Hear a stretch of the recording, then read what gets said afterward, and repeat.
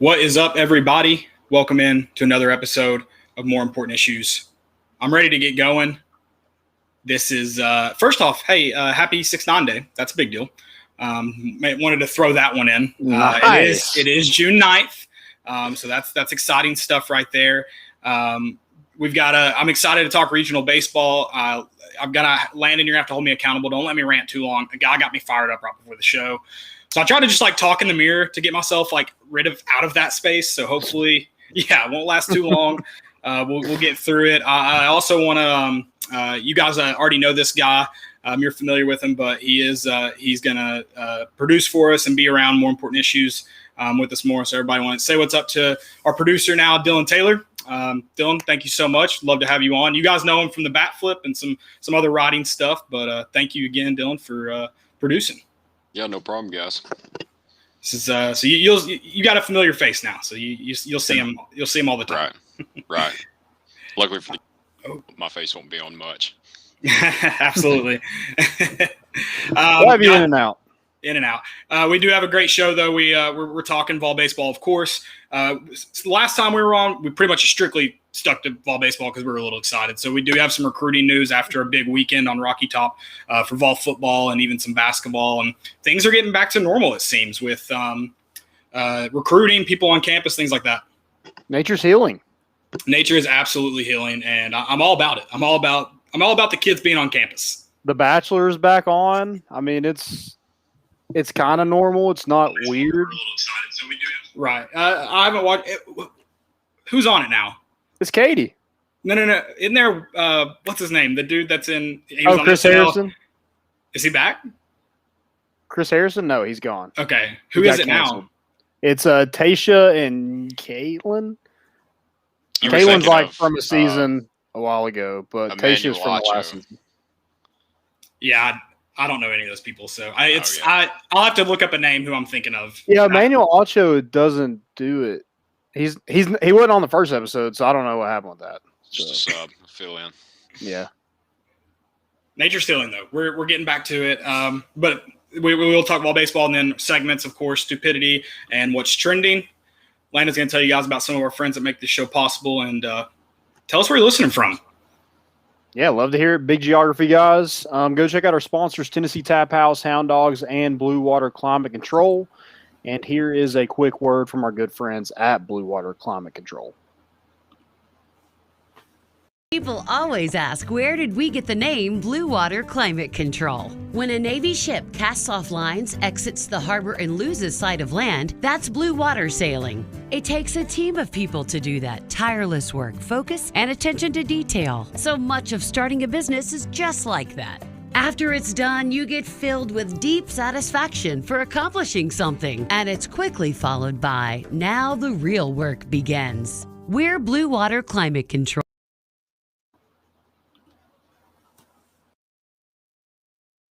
Balls are back. Yeah, they had us the first half, I'm not gonna lie. Oh, could be Wayne! I think I got my swagger back. Oh! I love it, baby! Them orange britches. Something about them orange britches. Tennessee wins! Out is by Tennessee to one Jennings. Jennings makes the catch. We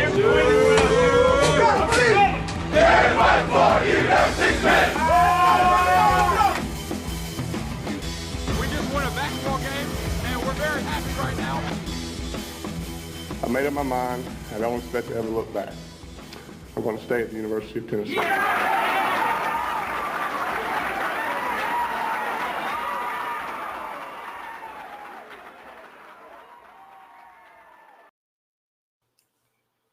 Reddit to do and welcome into More Important Issues. It is Wednesday, June 9th. Like I mentioned, happy 6-9 day. Do with that what you will.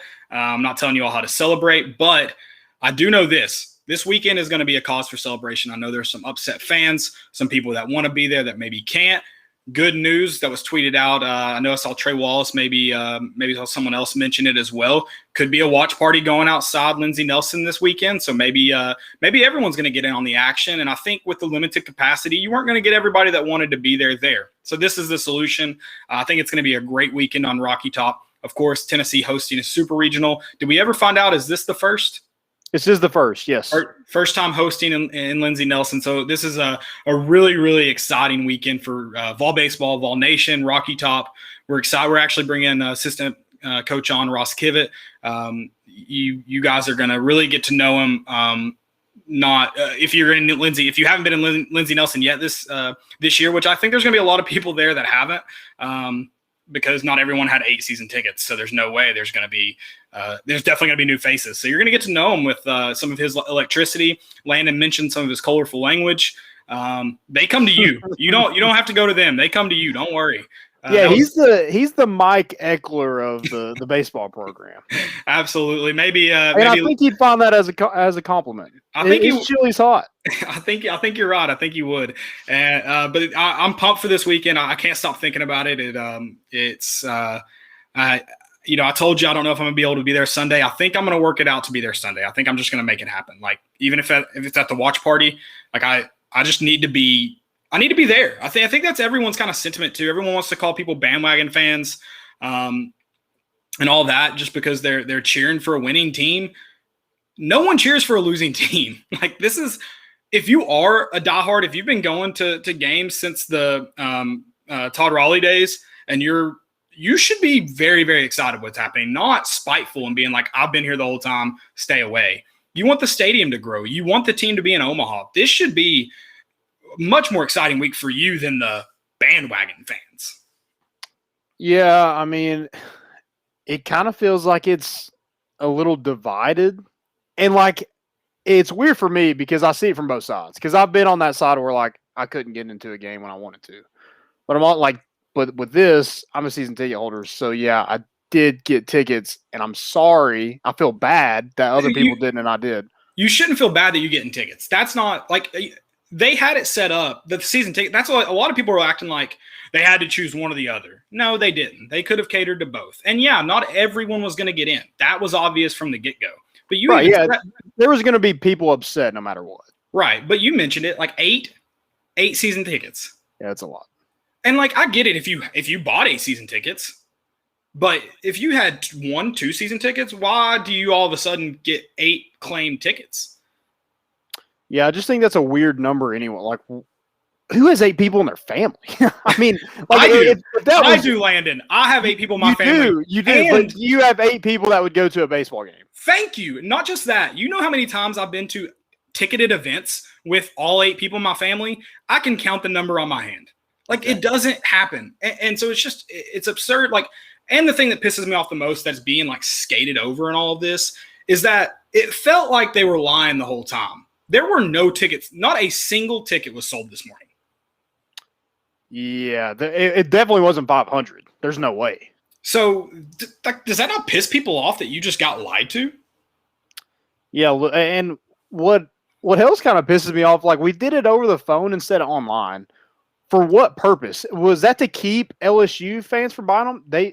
You think they have telephones there? I mean, in some places, maybe not in backwoods fan boat, Bobby Boucher, Louisiana, but there's some places that have cell phone service. See, that's the thing that even like is more irritating. Originally, I was like, the phones are a great idea, keeps the bots away, like that's awesome.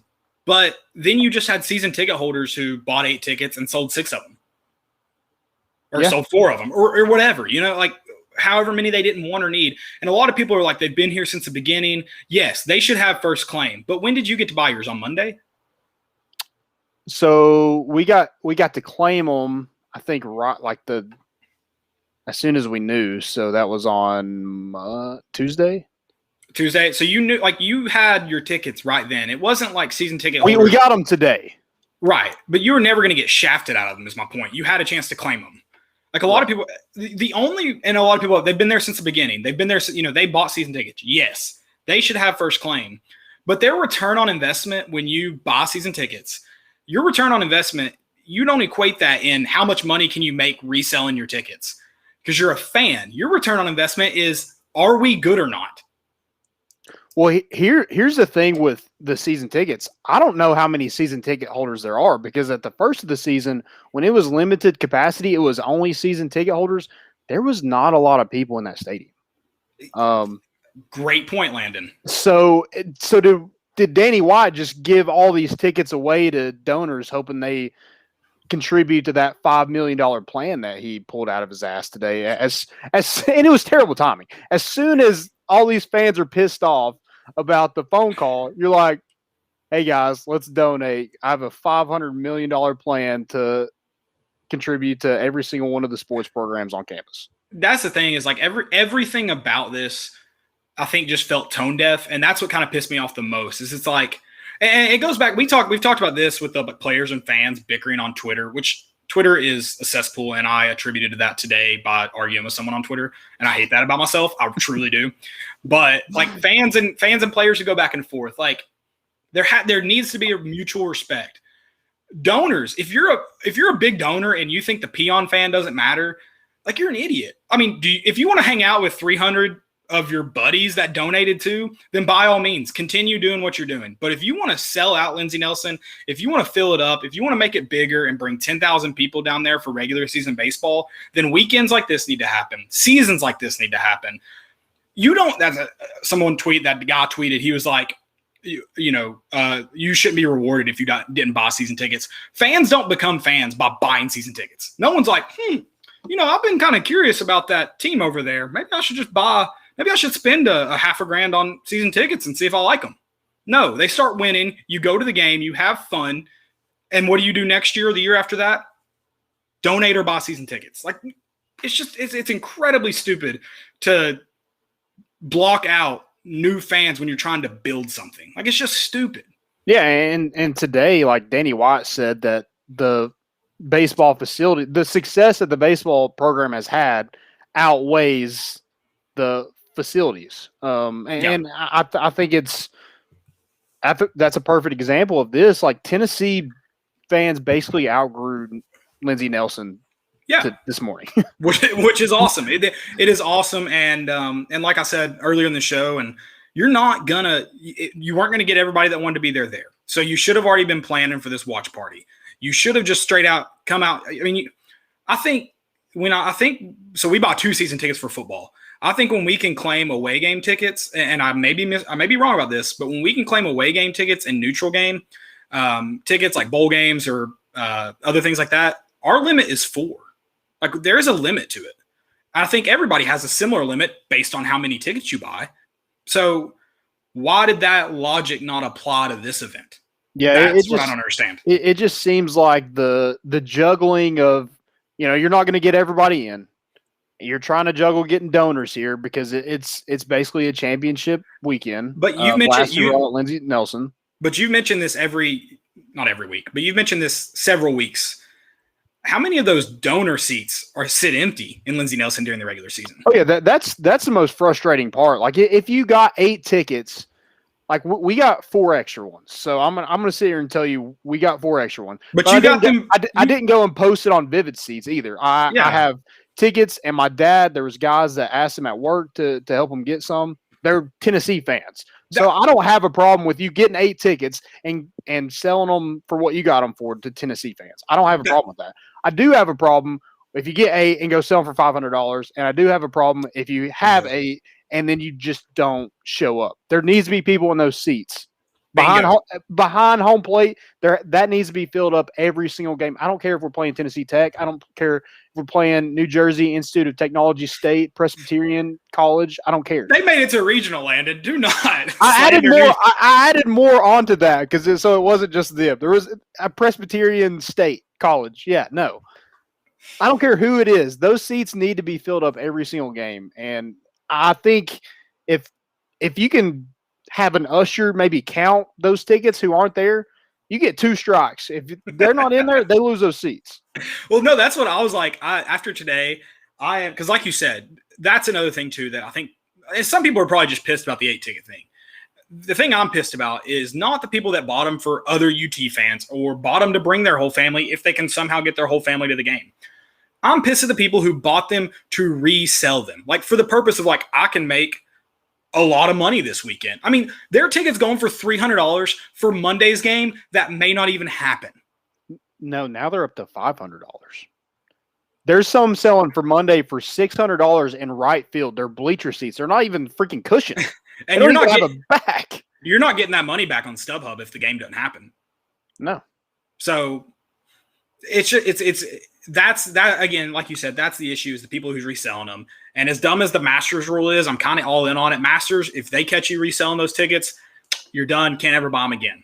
I'm with that. That should happen because, like you said, they shouldn't sit empty. They should not be occupied by LSU fans. And a lot of people are like, I don't care. No, I'm a Tennessee fan. That's all that matters to me when I'm going to games is who's wearing orange. F the rest of them. They can suck that Tiger. You get it. Like, I'm not like, it's just, I'm very excited for this weekend. A lot of that, it didn't take the excitement away from me. I do hope that this watch party thing happens because I think, first off, that shit, like I said, it should have been in the plans anyways. And as cool as Thompson, Bowling, and Neyland would have been, and first off, like logistically, they probably are the easiest to do because you literally have a giant TV screen there. The watch party right outside, whether it's like on the football practice field or on Todd Helton Boulevard or is that Pat Summit right there? Yeah. Right there, you're going to pretty much be a part of the game. Like you're going to hear the roars of the crowd. They're going to hear what's going on out there. So like if they can logistically pull that off, that's the best part to do it. And I mean, look at all the people that tried to buy season tickets today. If that stadium expands to 15,000, whatever, I don't even know what the official number is. That could still be something that occurs in super regional play if you get to host again. Because like you had more than 15,000 people calling in today. Oh, yeah. I mean, again, Danny White coming from little old UCF, like he underestimated Tennessee fans. I mean, that's kind of what this boils down to a little bit is he underestimated not just this weekend, but like he didn't have a plan in place when we all knew it was going to be madness today. Yeah. That's another thing too. It was an impossible battle. You should have come out and said, we sold them all. We have student tickets. You have to give LSU tickets because of the way it is in NCAA. That they get 600, but it's stupid that we only had 500 to sell, so we get less than LSU pretty much is what it looked like to me. It doesn't make a lot of sense. But yeah, because you're not counting. Yeah, but yeah, so it's just, again, it was an uphill battle. It sucks. I get that. And that's why they should have the watch party should have been in the works from the get-go.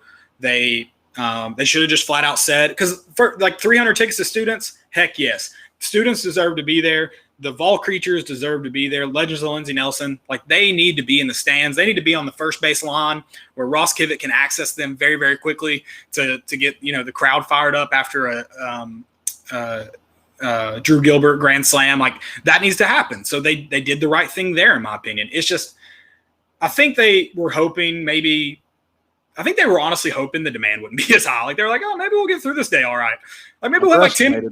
Maybe we'll have like 10 people call in and just be like, oh, we're already sold out. They didn't expect people dialing the phone 200 times. Yeah, and a lot of people did 200 times and got busy every single time. Just nuts. I mean, like, times. Yeah. 30 minutes of your life just wasted? That sucks. Yeah, it does. But regardless, this weekend's going to be exciting. I think the University of Tennessee is doing the right thing and getting things squared away as far as a watch party goes. So could be a really, really, really, really fun weekend. I don't know. The weather may be a little rough. I don't think it's supposed to be like rain the whole time, but I think some like spot up. Is that what it's called? Thunderstorms, pop up thunderstorms. Yeah. I think you could see some delays this weekend, but I don't see Tennessee. I was there for the Oregon game. I was there for the LSU game in 2017.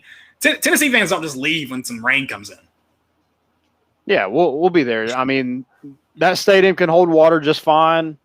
So can Tennessee fans. Exactly. The boat's been sinking for a while, so we see land right here with this baseball team. We're all in. We're not leaving the boat just yet. 100%. 100%. Let's talk some. Let's get out. I think I ranted too long, Landon. I'm sorry. I tried to in the mirror before we came on. Let's talk some football though, because we did kind of miss this big weekend. There's been some offers come about from this weekend, and I'm sure probably in the works long before it, but they're finally getting to meet the staff and things like that. So there has been some. Yes.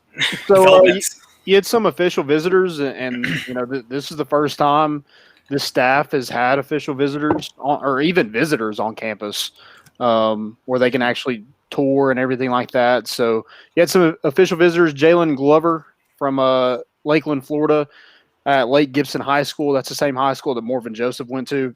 He's a 3-star running back. Then you had Demario Tolan from Orlando, Florida. I'm sure that relationship was probably from when they're at UCF. And then Carter Smith was on Monday. He's a 3-star offensive tackle from Powell, Ohio. And then you'll have a bunch, throughout the whole month of June, you'll have some guys. But one person that I did want to mention that got an offer was Deshaun Bishop, the 2023 athlete out of Carnes High School right here in Knoxville, Tennessee. I think that's huge. We were talking about it last night, and I don't know exactly what he looks like physically, but the kid's good. Our viewers and listeners should know him from this past season. We did those high school highlights and kind of followed high school pretty closely this year compared to previous years. And Deshaun Bishop was on a highlight just about every single week. Yeah, I mean, he was a sophomore that scored 40 touchdowns in 5A football. That doesn't happen very often. No. So we'll see kind of what his development is like. But, gets that Tennessee offer already. Good to see the local kids get some Tennessee offers. Yeah, and I mean, there's always been Tennessee, like Knoxville area has always been really good for football. It's just getting better. So I think you'll see some more, not just Division I guys, but Tennessee SEC guys. Yeah, we'll say this: the recruiting backdrops. I don't know if you saw this. This doesn't really mean anything, but I like the recruiting backdrops a lot better under the Heupel era so far than I ever did with the Jeremy Pruitt era. I mean, the black and gray checkerboard is what they had most of the time. That looks, I mean, it doesn't even look like Tennessee. Kentucky? Maybe. They'll probably steal that next. I do kind of like that. This team is continuing to have fun and bond with each other. They had a kickball game in Neyland Stadium the other night. So, I don't really know what that means, but it has to help a little bit from last season. Yeah, I mean, like you said, it definitely looks like they're having more fun. And, the thing that's going to cure all, though, as far as because they start losing well, I shouldn't say that, because you try to build this culture and try to build this camaraderie prior to the season for when things start to go poorly, because inevitably something's going to go wrong. So when things start to go poorly, it's, do you have your teammates back, or do you start pointing fingers? Which side are you going to stand on? Hopefully this team is building that camaraderie to anything, you want to be close. So when anything goes wrong, it's not pointing fingers. It's picking you up, picking the guy up next to you and fighting. Not obviously kickball doesn't necessarily mean you're going to do that, but this team does. Like you said, this team seems to be closer, and that's clearly what's being preached, currently in the locker room and in the facility, because that's what every player is saying. And if every player is saying it, then it's something coming from the coaching staff. If it was one or two guys, then it's, maybe just those guys. But it's clearly a coaching staff vision that's transferring to the players. And, yeah, it's good to see them having fun. And it looks like the guys that were at that camp last weekend, I know it wasn't probably doesn't get as much coverage as it does in a normal year, because Tennessee was hosting a regional right across the street. But it looked like the guys that came onto campus had fun too. So it looks like there is going to be a watch party right outside of Lindsey Nelson. So love it.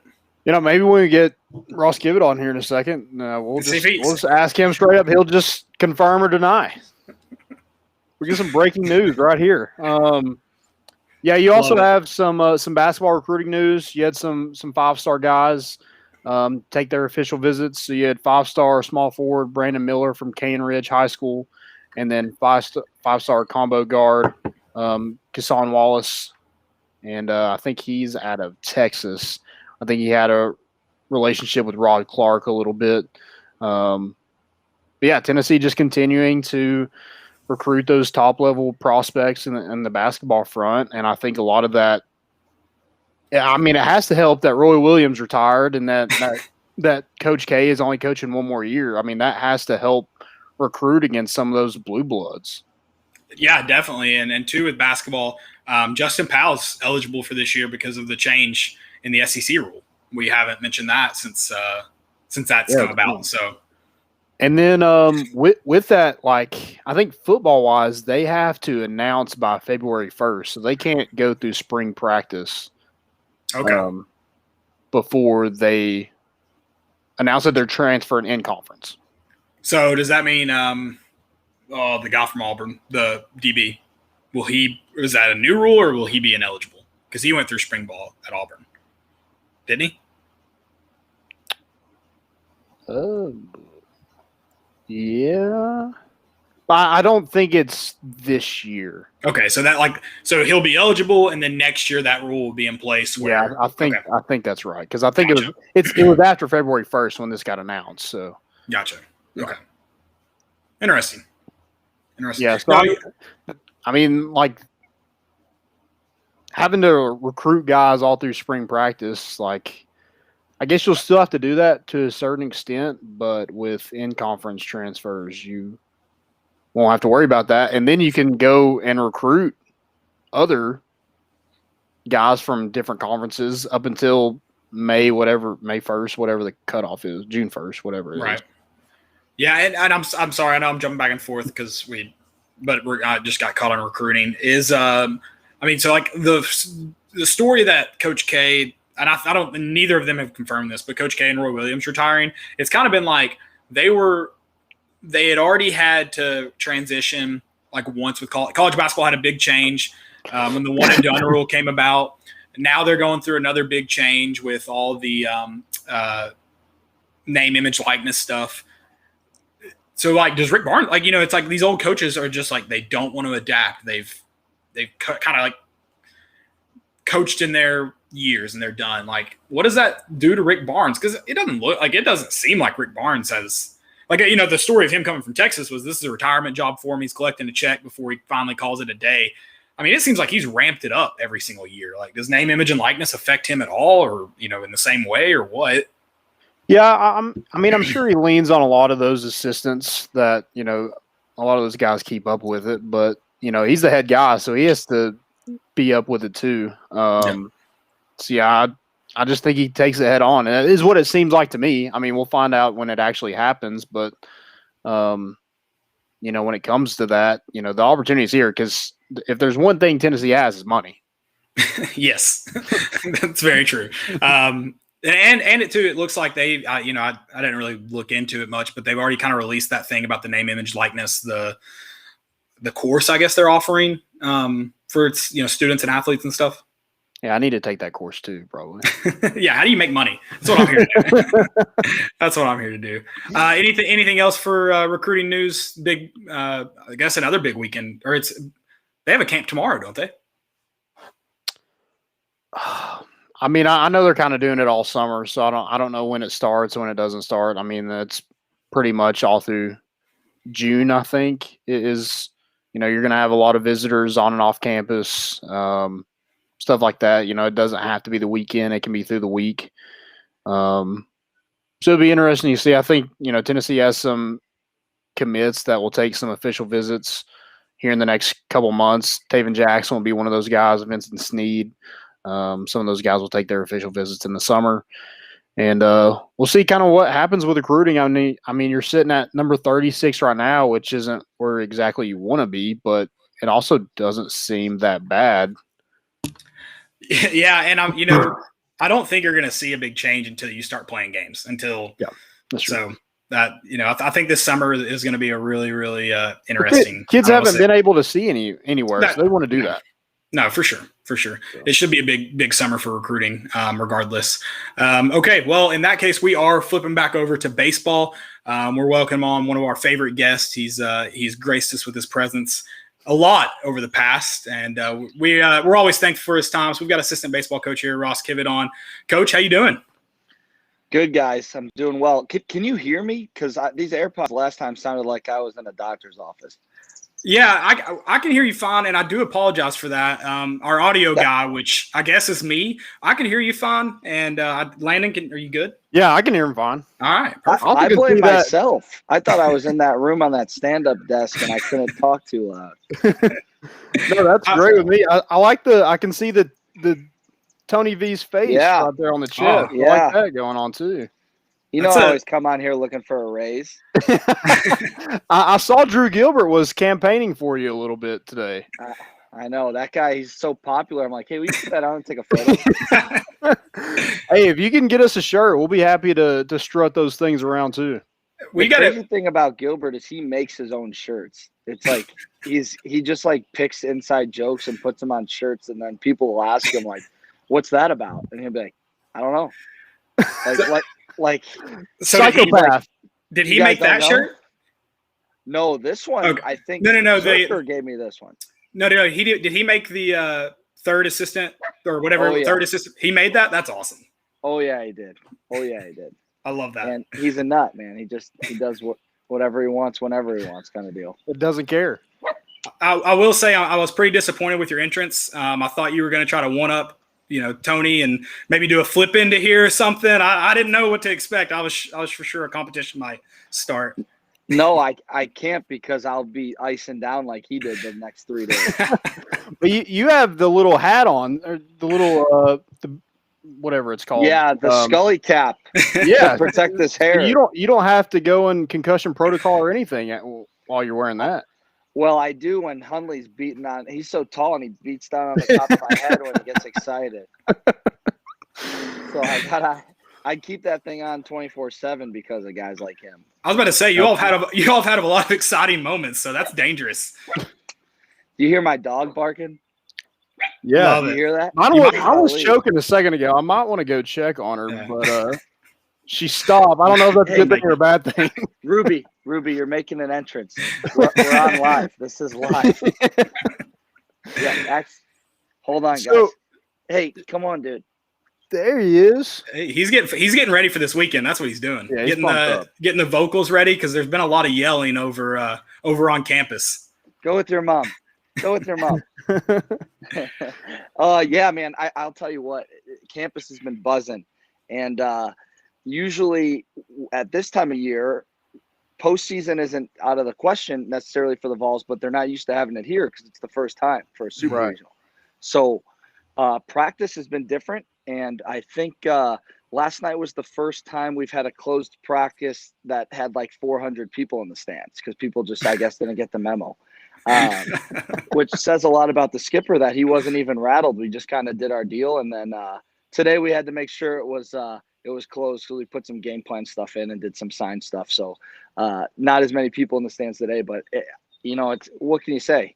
When we've been telling people over the last 4 years, if you produce on the field and you're kind in the the community and you do what you're supposed to do in the classroom, they're going to show up, and you guys have not disappointed. It's that, and that kind of created some issues today too.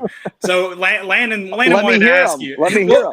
Well, everybody wants in, right? Everybody wants to be a winner, sure. and you guys are winning. So everybody wants to be with you all when it's happening. And unfortunately, Lindsey Nelson can't hold the 400, 500 plus thousand Tennessee fans that want to be there with you all. So not everybody got a ticket. Do you know anything about the watch party? I know it's kind of probably all come up today. I found out about the watch party right before I got on with you guys, and I don't know. I don't want to speak too soon and be premature about it and it not happen. And then now my mentions are blowing up. Like Kiv said that we're going to have a watch party, and now I'm not even allowed on the street or whatever. But Zerk did text us and say that there's a possibility of doing that. They're kind of getting the logistics going through that. Right. I think as positive as Vol Twitter has been for us, I have gotten plenty of texts about being upset, and I'm sure I don't know exactly what you have, Landon, but I'm pretty sure we're on the same page of just because I'm finding out now what had happened. And I just want to get ahead of this. I'm not in any of those meetings. So if you're yelling at anybody, it is not me. And obviously I'd stay neutral no matter what. I could see both sides. But the ground point of all of this is that we love the support. It's been unbelievable, especially the last month. I mean, Hoover was orange. And even though we didn't get the result we wanted, that was a home game for us. And we are with the people. We want more seats. That's all Tony's talked about the last 4 years, is this is going to turn into a monster, and we want 7,000, 8,000 people in there, 10,000 people, as many as you could put in there, right? So we feel you on that. If you can't get in, I have a hunch the way that they're speaking in my group chat that it's going to be almost like you're in. And obviously it's not quite like it, but they're going to basically make that experience like you're in the stadium. I think, and again, this is so premature, so I would deny it if you guys told on me. I think they're even speaking about getting some vendors out there. I think they want to make it like you're in the stadium, just kind of an extension by, being blocked by a fence. But I can understand the bitterness, but just like we tell our players, you have a bad at bat, you got to get over it because you got to play defense. So now we are bitter, but we're over it tomorrow because we got to find a way to get into that environment and make sure that these guys are getting what they deserve. And that's, as many people as possible in and around the stadium. Yeah, and that's kind of what I tweeted today. I was like, Tennessee basically outgrew Lindsey Nelson Stadium, so the only way to do that is to make it bigger. So that's kind of what we wanted anyway. Sure. So, I mean, I was kind of on both sides of it too because, like, I've been on the side where I don't get a ticket, and that sucks. But I also had season tickets, so I got my tickets. Man, I really feel for you, but I got 8 of them, so sorry about it. Sorry, peasants. Yeah. All I could say too on that is our event management and our ticket office, and even the new administration across the street has been really good to us especially the last month, and working with us, getting it to where it is 100% capacity, and that is a lot of work. So I don't want to speak like I'm kind of crushing them. I just really appreciate the bitterness on Twitter because that means that they love and want to be a part of it. There's passion.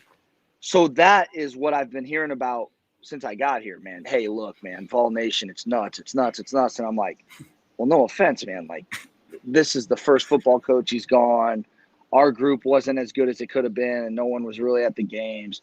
Hoops was sick. I mean, Rick Barnes is the man, and so that kind of got our group at least a taste of what it could be.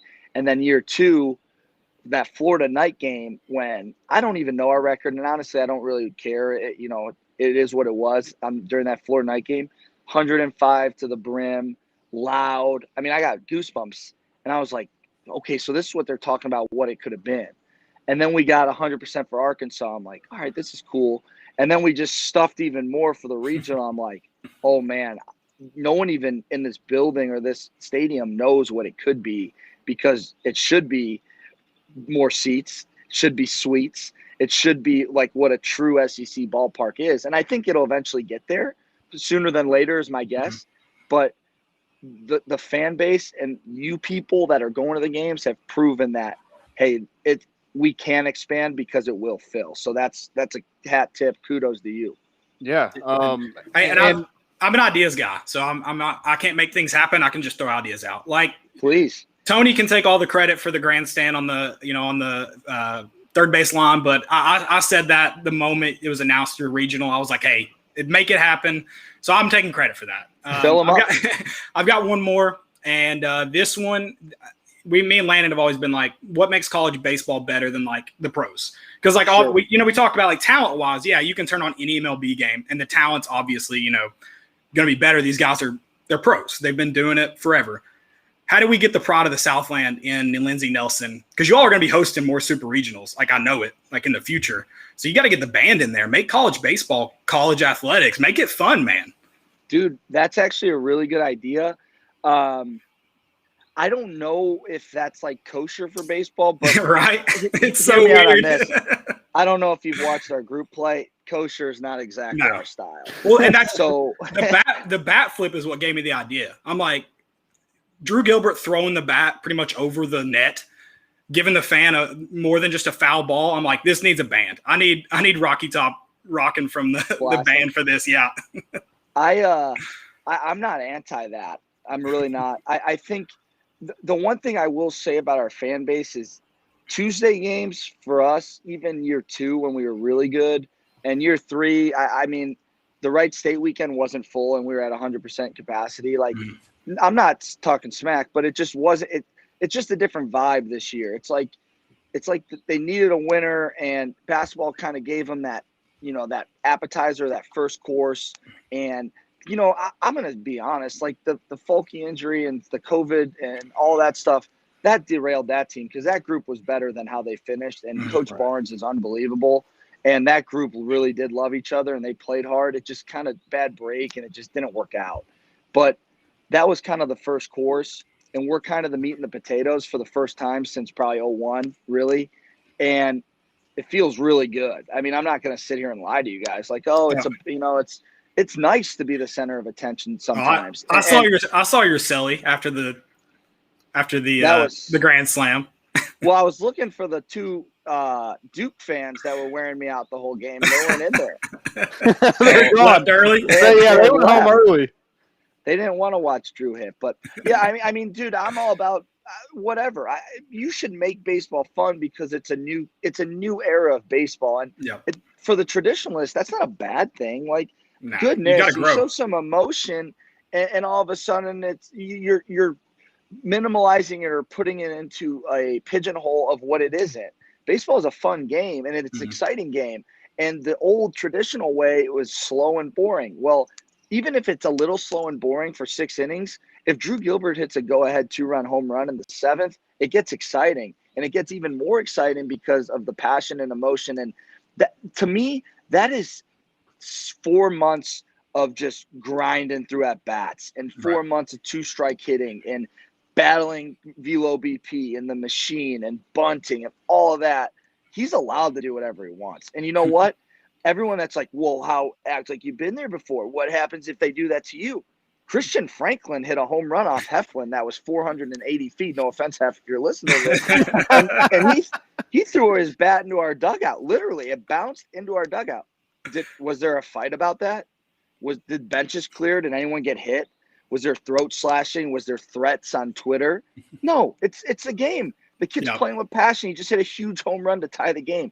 Dude, I'm not happy about it, but it ain't your fault flipping the bat that I'm mad. Right. It's because, maybe I didn't have the defense in the right spot, or maybe, I didn't say, Frank, these are the tendencies of this guy, and maybe call the pitch that he wouldn't have if I would. You know what I mean? Like, that's what I get frustrated about. I don't get mad if the kid flips the bat, and none of our players do.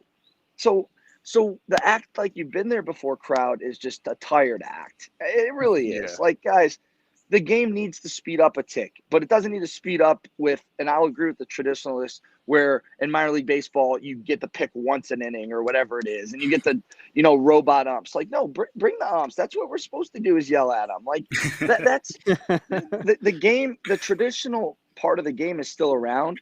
These kids that are just unbelievable athletes make it better, and then just make it stronger, So can you kind of go through that moment on Friday night when Drew Gilbert, I mean, you went running down, you said you were looking for the Duke players. Tony Vitello jumped in the net. It was just a ton of emotion. You had the legend of Lindsey Nelson shirtless on top of the dugout. That was awesome. Cave in. If they're listening, though, they can't stand on the dugout anymore. They have to stay off the dugout. Wink. I saw you wink. I saw you wink. Yeah. So Sunday, there was a cop right there. Right, like when the game ended, there was a cop right there, and I was like, "That's awesome." And man, it was awesome. And the awesome part about it, and Drew would tell you guys this if you asked this question, the at-bats in front of him were just so focused and so hooked up, and it was just like Drew rewarded all the guys in front of him, which is something we talk about a lot. And it was just awesome. And that's why it's also pandemonium because, dudes, we felt like we got a raw deal. Wright State could have won any regional they're in. And I had a very good baseball guy and a very prominent baseball figure that's around right now tell me that there was only 2 teams in the entire country that would have beat Wright State that night. Arkansas and the Vols, literally. So I for like the it. for the spread of, and you know what, is that a compliment? Sure, but this is how I took it. If we're trying to truly grow college baseball and get good players that may slip through the cracks of the upper echelon D1s that are playing in a mid-major when it's way different in baseball, because mid-majors can beat anybody. Mhm. But if we want to grow the sport, when they earn the right to be a 2 seed or the right to be a 3 seed or the right to go, if they are a 4 seed, to a regional where they should not have to play a top 5 national seed. Sorry, hold on. I lost my unbelievable, my puppy right now. I could not even fathom. But anyway, back to my original point. If we truly want to grow the game of baseball, they deserve, because of their season, the right to go and play in one of the other regionals, in my opinion. Yeah. Same with the ACC tournament winner that won 12 in a row with an RPI under 34, and a Liberty team that I literally gives me nightmares. That the way they play defense, the way that they throw strikes in big situations, the way they always get flat 2-out hits. That is such a good team. And no disrespect, all 3 of those teams could have played in our league this year, including Wright State. And I mean that you could lie, detect, or test me. I mean that. So if we want to really expand the game, and NCAA is truly wanting to build baseball into the summer brand that it's always dreamt about, that it is starting to make money and starting to do what they've planned, then Wright State deserves to host a regional or be a 2 seed or go to what the committee considers a lesser national seed or a lesser host seed in their eyes. I'm not saying that those teams are lesser. I'm saying that is what the committee decided, that they are lesser because 3 is higher than 15. We can all agree with that. So Wright State deserved that. They have 2 big leaguers in their lineup. Yeah. Quincy Hamilton is going to play in the big leagues. So is Tyler Black. Those guys are a nightmare. Yeah, Tyler Black's. I mean, he showed it against us. Like, that dude's a stud, absolute stud. So I go on a tangent there, but was it emotional? It was unbelievable because we beat a good team. That felt like an SEC Friday night game, and I would have reacted the same way. So would have Tony. So would have Drew if we had beat an SEC team on Friday night, because that's what it was. And you know what it did is it kind of prepped us for the next night when we're like, well, Liberty, SEC quality team. Yep. And we would have said the same thing about Duke. We were blessed in a way that we had 3 teams in our regional that were SEC caliber teams where you cannot take even one pitch off.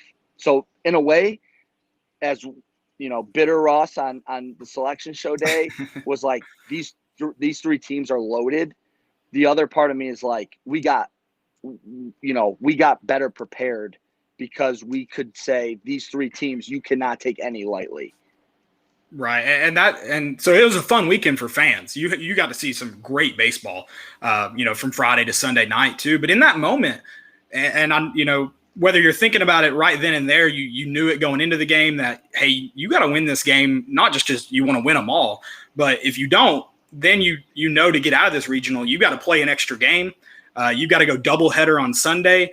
You put yourself in a not great spot from right from the get-go if you don't go out and take care of business. So to get that not just one of the best moments in college baseball happens on Friday night, but also the relief of, hey, now we're in the driver's seat. We're in the driver's seat moving into the rest of the weekend.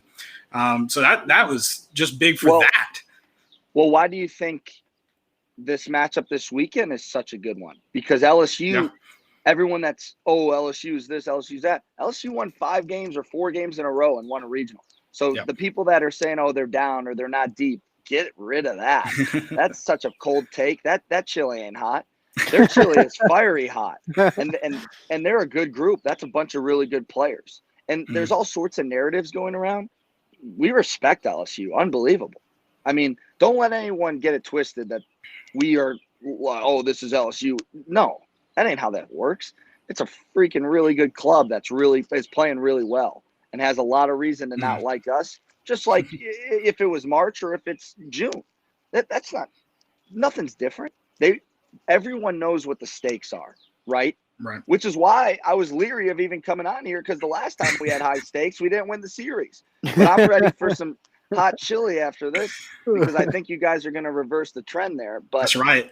I mean, you literally just put into a question what we're all thinking is really hard to do that. And if you do that, you're deep. So no team in a super regional is to be, it doesn't matter what the results were. That was 12 weeks ago, man. This is a brand new club. It's a brand new weekend. And it's almost harder too to, like, you know, you always say the great teams, it's hard to beat twice. I mean, looking at it from a game by game standpoint, you did it 3 times, but from a series standpoint, you did it once. Doing it twice is really freaking hard, and this one's the most important one. No, like, you all aren't in the locker room, and fans shouldn't really be either. If you look at it from a competition standpoint, you all don't care what the score was of any of those games. Like, this is a brand new slate, and like you said, it's a really, really good team that obviously has some momentum to them. You know, looking at it from you, at least they're coming off at least a little bit of less rest than you all, but that doesn't matter because they're ready to play. It's super regional. It doesn't matter. All those guys that are young or freshmen, you're not young or a freshman anymore. They might as well be sophomores or juniors. They have over 200 at bats. They've played through the 10-week grind of the SEC plus the SEC tournament plus a road regional. You were playing a bunch of really talented baseball players, period. There's no other narrative. There's nothing else to be said. 2 really good teams where coaching stays out of it for the most part, and we're along for the ride. So the narrative of our coaching staffs don't like each other isn't true, or our players don't. It's respect versus respect. Let everything else outside of it handle its own business outside of it. Between the lines, these are 2 really good clubs that are going to face off this weekend, and it's exciting if you like competition. Yeah, and you can't just – I mean, people that say, oh, we swept them last time. Well, there was only a 4-run difference between that whole entire series when we played them in March. And you mentioned that these are 2 totally different clubs from then. But even then, like, it was still really competitive, really close. I think one of those games went in extra innings. And, you know, you had to hit 2 walk-offs to win 2 of those games. So, yeah, it's going to be tight this weekend. I'm super excited for the atmosphere, the experience about it. And, you know, last weekend I was nervous. You talked about the juju. I was on vacation. I got to come in for Sunday's game. So I missed Friday and Saturday. But I was in a bar, heard y'all in Myrtle Beach, all the way in Myrtle Beach. Playing golf. No. I'm terrible at golf. Caleb's golf. I like to drive the car. Yeah, Caleb promised me a round of 18 2 months ago. Well, I can't take you out of season mode. Listen, Victor's playing 18 every day. Okay, all right. Well, we'll have to get out there then. I'm sorry, I forgot the baseball guys can just do whatever you want, man. We're trying not to mess with anything. Yeah, I'll get you around when you get back from Omaha. How about that? Oh man, I hope, and that's the one thing I don't do is I don't ever really, and that's not even coach speak. It's like when I was a player too. Yeah. Let me tell you one thing though. This is going to be a sidebar. Is when I was a player, I never felt any anxiety ever. Like you kind of control your at bats, you control your defense. Like when you're along for the ride, it is the most gut wrenching misery of a week ever. Like. I'm just so glad our players are just like, Kiv, you're an idiot, like whatever. Like I slept for 12 hours. In fact, Liam's like, I actually slept for 14 hours. Like when I was a player, the anxiety was never there. Or I'm not going to say fear because we don't, like I told you before, there's no fear. You show up and you compete, but the buildup is way worse when you're on this side of the line. And anyway, so back to the juju stuff is like, I was just giving you a hard time. Everything is so different every week. That it's kind of like football. Like I wear the same socks or whatever. I don't wash them. It's like, well, that's silly. You're going to get foot fungus. There's no reason. It's a completely different. It's a completely different deal, dude. Like it's a different or defensive line if you're an offense. You know what I mean? Like everything's different. So that's why I'm hoping that the only thing I don't want different is the environment or the atmosphere that the Vol Nation. And I tweeted it. It's electric. It was electric. Yeah. Yeah, I was just worried about. I was worried about being the bad juju coming on Sunday. You know, we're 2-0, and then I was hoping we just didn't crap the bed because I was like, I'm not going to tell anybody. I'm here. I'm just gonna like if we win, hey, I was there. But if we don't, I was still in Myrtle Beach. Hey, if we did lose, we were okay, man. We had Sewell and Rackers and maybe Dallas for 3 outs. I liked our odds the next day too, and I can say that now because it's over. But we had enough the next day. But the boys decided that they wanted to hit the links on Monday instead of having to prep for a 1 o'clock afternoon game. So I think I wouldn't have blamed you, is my point. It wouldn't have been your fault. It would have been that Liberty. I would have blamed myself. Yeah, I mean, it would have been Liberty finding the 96-mile-per-hour lefty to start against us, on game 5 for them. So what was that? Somebody was like, yeah, I think they're out of pitching. I'm like, okay, well, we'll see. And then 96, I was like, what the hell? They're not out of pitching. No doubt. So you don't have any superstition. So when I used to coach soccer, and my players and the other coaches made fun of me. I'd set up the cones the same way. The exact same ball would be ready for because like you said, when you're the coach, you can only control so much. So I set up our pregame warm-up the same way every single game. You knew what you were getting out of me, and that was how I did it. You don't have any pregame superstitions? Oh, do you guys have me? Yeah, we got you. Did you lose me for a second? I think you went dark. You went dark. Yeah, my mom just called me. Bring her on. No, she's gonna be mad. I hot girl clicked her right there. There you go. So there you go. But yeah, superstitions, right? That I didn't hear the very end of it, but I think I got what you were throwing down there. Yeah. So for me, I guess I'm superstitious with my prep, I guess. Like I just want to make sure that the scouting stuff is done at a high pace and that we're covering all our bases, because as a coach, you don't play, but you want to be able to give as much information that is needed. And sometimes too much is a lot, but when you kind of cover the defensive side of it, there's really not any such thing as too much defensive information. Hitting, you want to keep it simple, and Coach Elander and Coach Vitello put together really good game plans for opposing starters and obviously relief pitchers. And Frank is a G, so it's not like he needs me to really break down hitters, but he's really included me over the last year and a half and how he does his scouting reports. So I think if I am superstitious about one thing, it's like how I collect the reports, how I organize them, and how I present the information to Frank. And then you just kind of bust the doors down for 3 days during the week to make sure that you're giving McCann the best information so he can type it up on the paper and get it ready to go. And obviously the other coaches watch a lot of tape, so they're heavily involved, but there's no one better at prepping a group like Tony Vitello is, as far as with the right amount of information, but there's no harder worker in our building than our director of scouting, which is Sean McCann. So I think I'm more superstitious about grinding to make sure that I don't let him down or don't make his job harder. So you know what? And here's another sidebar tangent. Augie Garrido talked to our group, and he's a legend, right? And RIP to Augie. In fact, his last public speaking arrangement was to the Vols at our sports banquet. And I remember, and I don't know if Tony wants me to tell you this story, but I will. I'll deny it if he did. But I'm sitting at a table with, a bunch of really good coaches, with Frank and Tony and Augie and Sean McCann, who recruited me at Kansas State, and Josh. And we're all sitting there and we're listening to Augie talk. And Tony asked a really, really good question about, hey, like, how did you control big game anxiety, or how did you control big game stress, or not fear, but like just nervousness? And Augie said, and I'll take this to my grave, is I always had something that I was going to do. I was going to talk to the second baseman about his 2-out positioning. I was going to talk to, Houston Street about how his arm felt.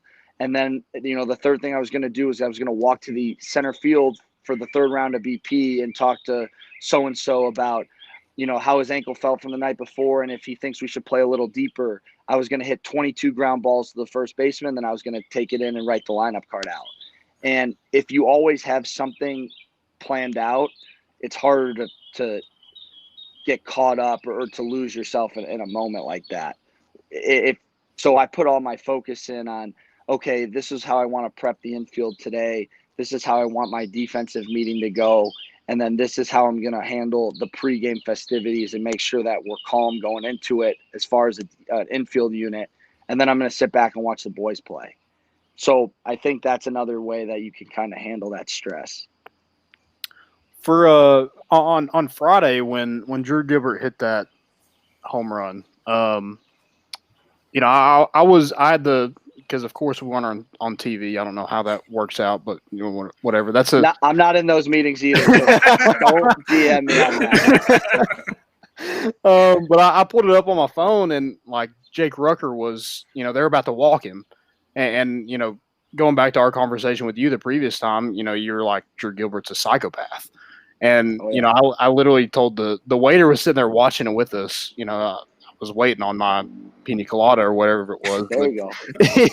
he was watching the game, and he was like, I was like, yeah, they don't want him. They don't want this next batter to come to bat. He's like, why is that? I was like, he wants to, like, this is what he wants to be up to bat for.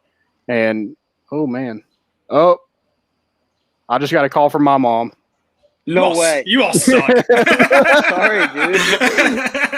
I don't even know how to go back. Okay, I'm back. You got to answer those. Fail on this show. Come on. Yeah, it's my dad's birthday, so you know. Happy birthday to your dad. Yeah, I hope that someone's wrong with his gift. We got him like a little extension for his weed eater. So nice. Such a hey, dad. You know what? Ask your question first, because I don't want you to lose it. But it's so weird y'all call it weed eaters, because we call them weed whackers in Ohio.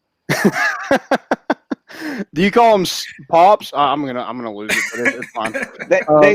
They say pop, but I've been down south too long. I say soda. Okay. Because in Kansas they say soda. See, I say Coke. Down here. Yeah, but what are you, from Texas or something? You weirdo. Hey, get out of here. Can I get a Coke? And then they bring you one. You're like, no, I wanted a root beer. Well, what am I supposed to guess? Exactly. But okay, so Gilbert's up, and that's the moment that he definitely wants. Yeah, I mean, is that the greatest moment that you've ever had, as you know, probably as a coach, but maybe as a player as well? Like, can you have a moment that tops that? I have a moment topping it as a player, because in 2013, the club I was part of won the Big 12, the only time Kansas State's ever won the Big 12, only time they've ever won a home regional. So I had plenty of big moments that I got to experience as a player. That's by far and away, since I left college as a player, my best baseball moment. I think too, just because of how it happened, and again, like I said, such a good club, and just kind of, you know, the little chip on the shoulder that we had, that to get that done was awesome. It also kind of just came full circle, since the last game we had played in 2020 was Wright State, and it was a loss. And you kind of like, we talk about like weird things circling back, and like we could get into like greater spirits or karma or juju or whatever, but it just kind of felt like that kind of closed off that bad feeling our 20 group finished with, because I guess we played ETSU, but I'm saying on the weekend, like that club was so good and probably was Omaha caliber. We didn't get that season. So like beating Wright State, I mean, I'm getting deep, but it kind of just felt like it came full circle. Mm-hmm. And we talked about it, man. Like you evaluate, you tweeted me, Caleb, and you evaluate each at bat differently. You do. And Rucker would have gotten a hockey assist there, because he didn't stretch the zone when he very well could have. He could have tried to be the hero and hit the 3-run homer to tie it, but he didn't stretch the zone. He stayed in his legs. He stayed into his at-bat, and he stuck with his approach and his plan, got on base. He hits that home run. Rucker touches home, comes up to me and goes, hockey assist, mother, you know? And I'm like, yeah, that absolutely was, dude. And that was a huge at-bat. It just was. I can't tell a lie. I was trying to catch you in the moment. I was wanting you to grade Drew Gilbert's at bat, and was just hoping like a F, yeah, like yeah. I don't usually go to Twitter or any, honestly, even like text messages until I'm decompressed. Yeah, I was trying to trap you. I won't lie. That would have taken 12 hours to decompress. So, yeah, man, I just think definitely as post player in college, that was my favorite baseball moment. And you talk about as a coach how you can't control anything. You see, Landon mentioned it. You could tell in Drew Gilbert's eyes, he's been waiting for that. Like everyone waits for those kind of moments. Game winner. He was swinging for the fence. He wanted that 4-run Jimmy or whatever Frank calls it. He wanted all that. So you see him take that first hack, and I mean, what are your thoughts? Just like, hey man, let's maybe try to put one in the gap and score 2, and see if we can get you on base. Because you knew that first swing. You're like, my man's going for. I mean, he had adjusted his shin guard. He came out of his shin. Yeah, I'm not gonna lie, and I told him this, and he can vouch. That's one thing you should ask him because I could vouch for it. He swung through that cutter, that changeup, the backup changeup, or whatever. And all I was saying to Rucker is he needs to sit breaking ball here. He needs to sit breaking ball here. And Rucker goes, yeah, like, because Gilbert can really handle a fastball. So like throwing that first pitch changeup cutter or whatever it was is giving that approach away from that pitcher. They're not going to try and sneak a 0-1 heater to a left-handed hitter that can leave the yard. And he did. He sat on it. He saw the thing go up, and he didn't miss it. But no, he didn't miss any of the ball. You guys talk about like a guy that's swinging for the fence. Well, that's kind of the approach from our skipper is you get 2 chances to get your best swing, and then with 2 strikes you just compete, your shoes off. You compete as hard as you can until that's it. And no, I was not surprised at how big the swings were. And from the outside, it looks like the swings are big, but those were sneaky 2 of the most controlled swings he had the entire day. It really was. I love that. I mean, I loved it too. I wasn't like, as a fan, you literally can't control anything. So you're just like, man, we just win a ball game. We just win the damn fifth is what Frank would say. Sure. Go win the damn thing. Yeah. And it was exciting, man. And it was. And we could probably, talk 40 minutes on it. But that was the first time I've ever cussed in front of my grandmother, by the way. We were watching the game. And Stop. Awesome. Well, and I hate to do this because I promise I never doubt you all, but I'm watching the game at that point, just kind of like ready. This is ending.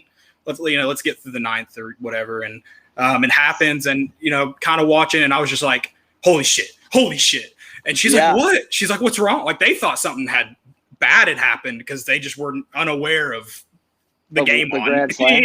Yeah. So that was the first time I've ever cussed in front of my grandmother. Yep. I can't say that would have been the first time I have, but I think one of the more exciting things too was like when it did happen, no one really knew how to react, which is a cool deal. Like even some people in the stands didn't know how to react. Our head coach is doing. He had no clue, man. Dash. That makes college baseball so cool. Is that in minor league baseball, no one wants to win. Like it's not, you don't want to win. And even the big leagues, if you're not like a dude that is grinding for a second contract, you don't really care, man. You're trying to stay healthy, be able to play catch with your kids later on and put some of that into the stock market. Like until you make the playoffs, no team really cares about winning, even if they're in the hunt down the stretch. Sorry to break the Braves fans' hearts, but like that's just real life. That's the truth. And to be part of a group that just wants to win and then have a fan base that feels the same way, and it's kind of just like you kind of feel them with you, just it's not to sound corny, but you do, and it's just awesome. It just and that's why you coach this, and that's why you come to college, and that's you guys were talking about NIL before I jumped on, and that's how you build a brand. You don't build a brand playing, for the freaking Smokies. No offense. Like Randy Boyd is a great guy, and I'm glad he's building a stadium for the Smokies. They deserve it, but that's not how you're building your brand, man. That's not what people remember your AA at bats. They remember you hitting a grand slam against Wright State in a regional game, So it's the easiest recruiting on earth. Look at our fan base. Look at our fan base's Twitter, Instagram. Look at the reaction. Look at the love Drew Gilbert's getting. He's a folk hero now. You know what I mean? Like, that's the easiest sell to any recruit is you could go somewhere where it's established. Well, this is going to be established, and this is a different fan base. Some of those established programs can't even fill their regional. You know what I mean? Yeah. So that's just something that'll be the easiest email I send or conversation I have or talk I have with a parent is just watch this video. And it's not the same if he just hits it and just trots around the bases like that's. the reason he was on Sports Center and, Overtime or whatever the other outlets are, yeah, it was in that moment. But the way he celebrated it too was, made the moment even better. If you hit a home run, and this is to anyone listening, you hit a home run in a college game and you know it's gone and you want to flip the bat, that's fine. The level of emotion should be dictated by the situation. If you hit a walk-off grand slam at home to win a regional, you can get naked and run around the base, in my opinion. I said that Sunday night, so I'm glad we're on the same page. There's a baseball player. Kiv said it. Yeah, exactly. Exactly. I will endorse that. Hey, and I told you Sunday night, or not Sunday night, Saturday night, I think we were, told you, I said that might be the top 5 moment in Tennessee sports history.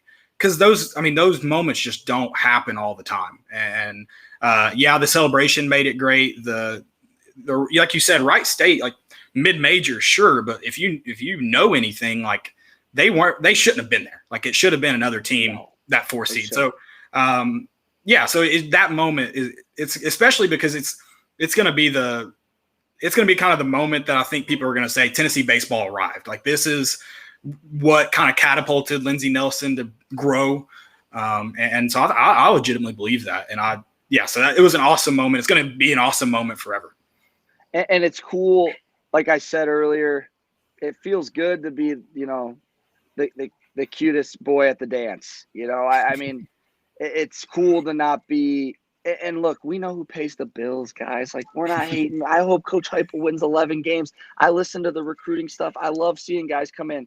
Two-way players come on. Whatever you got to do, like, to make Tennessee football good. We know where we stand, but I would be lying to say that these guys don't feel unbelievably good, that they are part of this university and this athletic department and this fan base has just grasped onto them like they have and has pushed them to the limelight and the center of the universe and their sports universe, and they feel great about it. And I hope we get to have a couple more weeks of it. I just do. I don't expect it all the time, but it's easier for a group to stick around. It's easier for a possible signee in the MLB draft to come to school or a guy to come back when they get to be the cutest boy at the dance. You know what I mean? So I think that's something that shouldn't be understated, and that's why we feel for the people that aren't going to be in, but come to the watch party and be around the stadium and tailgate and do everything that you would do for a game in Neyland that you weren't going into. And maybe someone that got 8 tickets that's on a super famous podcast vlog that has 8 tickets because he's a season ticket holder might give you a couple at a fair price and get you in. So I just it does feel good in all seriousness, and anyone in our staff or in our building or in our locker room that says it doesn't is lying, because it does.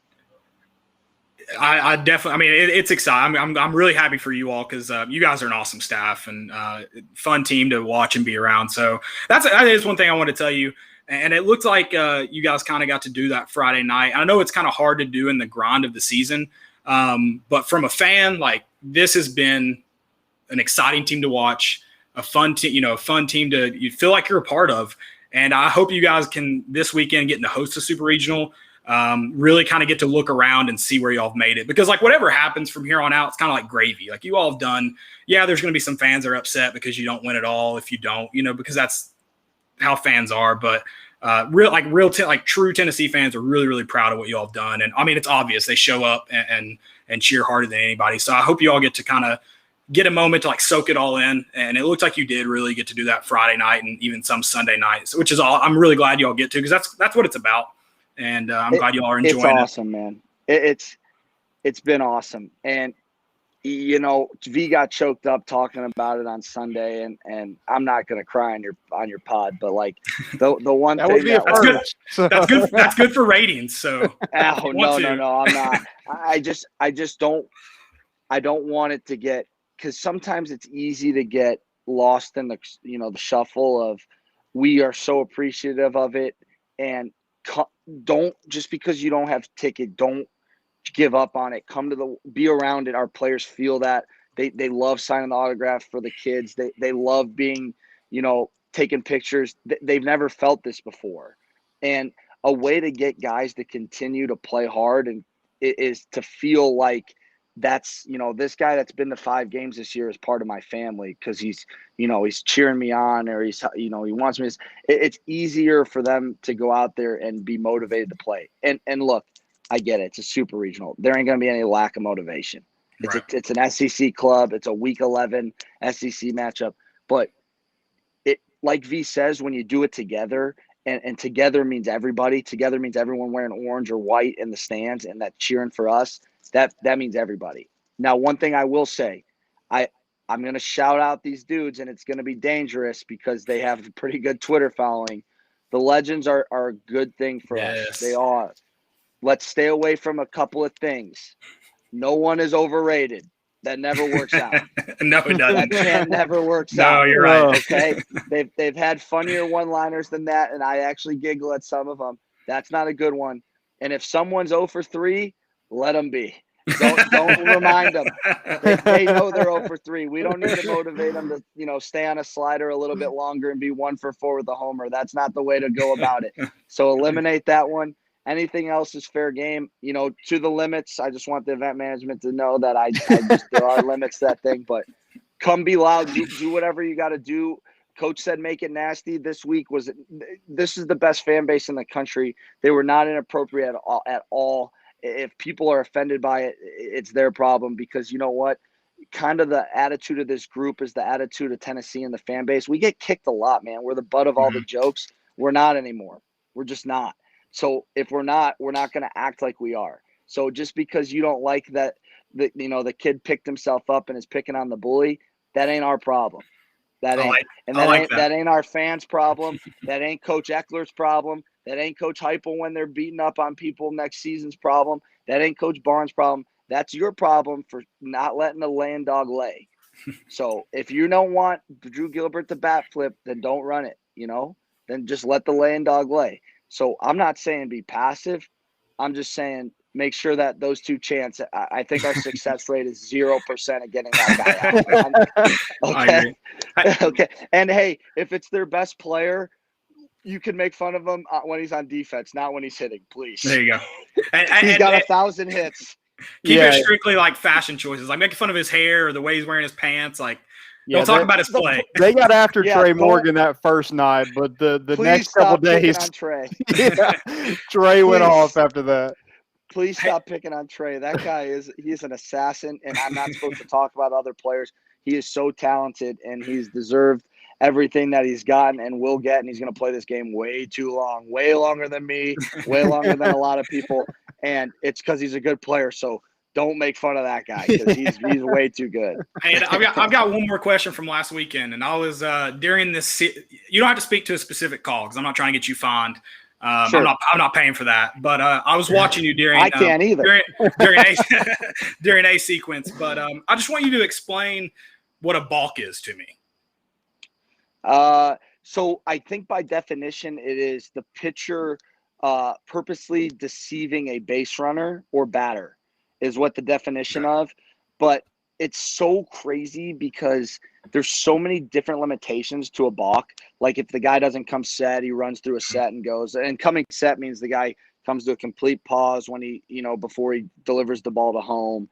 There's things where if you get jittery legs and you kind of bounce around to come set, but then you don't, that's one of them. Dropping the ball on the rubber is one of them. And then the one that you were probably referencing Monday, was you cannot pick to a base that is not occupied. So when the first baseman ran in and left that little dirt area of first base and caught the ball, it's an automatic balk. So, and you're probably like, well, why can you pick the second? Because if you're running towards the base, that's legal. If you're running away from the base, it is illegal. You can't pick to a base where the guy is running away, because what I would do essentially is if I think you're running, I would break my first baseman in and you're going to be like, oh, there's no one covering me, and run. And then I'm going to throw it to the first baseman where he'll play catch with the shortstop and you'll be out. So it is a good rule because you're taught if the guy crashes, you need to run. And you can deceive by that guy hitting the brakes, playing catch with the shortstop, and now you're like, well, what the heck, you know? Right.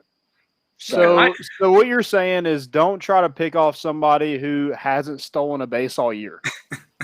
I will give you the rundown on this. They were not picking necessarily because Beloso was running. They were picking because they wanted to make sure that Thompson wasn't going to safety squeeze, because that's a very hard play to defend. So what they did is they picked twice in a row to see if he would show it. They had a hunch that he was showing it. They mixed up the signs, and I knew they mixed it up too when I was watching. I'm like, this ain't going to end well. And they picked when the guy was crashing to go cover the safety squeeze. And honestly, if they would have just delivered the ball home, it probably would have worked. But they mixed the signs up. It was actually miscommunication rather than trying to pick off Beloso. They were not worried about him because he was not the runner that mattered. It was the runner at third. Right. So they didn't care if he was stealing. They just wanted to make sure that Thompson, and I don't know if I'm allowed to say these names, but whatever, they were playing in the game. They wanted to make sure Thompson wasn't going to safety squeeze or even suicide squeeze. So they wanted to make sure they had it covered on that line. Gotcha. That's just hilarious. Like I didn't know Beloso hadn't stolen a base all year, but I found that hilarious. Yeah, it doesn't look good. I say this. I'm like, oh man, not worried about Beloso. I'm gonna put on his card. The guy, he might run. You never know, because I don't want his first one being this weekend. Right. Yeah. Loose cannon. Really good club that we're playing, boys. Make sure we're all staying positive throughout, till the last out, because you could see if you get negative, what could happen. Drew Gilbert might be up. So hopefully, like I said, we really appreciate the support. Fill up as much as you can. If you're going to buy a ticket, do it, because you know what? The less purple, the better. Our guys deserve it. You guys deserve it. And let's have a better weekend than last time I talked to you. Absolutely. Coach, we really appreciate it. Appreciate all the time and that you come on the show, and you guys have been great to us since you guys have been here, so we really appreciate it. Keep winning, that helps too. I was talking about it the other day. I was like, 3 more weeks and we'll be done with baseball. That's kind of either way it goes, it's going to end, and I don't really want it to, even though if we win a national championship, I don't want it to end. But yeah, we appreciate you guys. No problem, man. Sorry to take up too much of your time, and if it's meant to be, it'll be, which is a country song. I don't listen to that, but my old lady does. So, and at the end of the day, the players play. So try and, no reason, and this goes to LSU fans too, no reason to fist fight or do anything silly, because I see the banter on Twitter. Let's just relax. Let's enjoy a good competition, cheer for your teams, and let's see how, it falls at the end.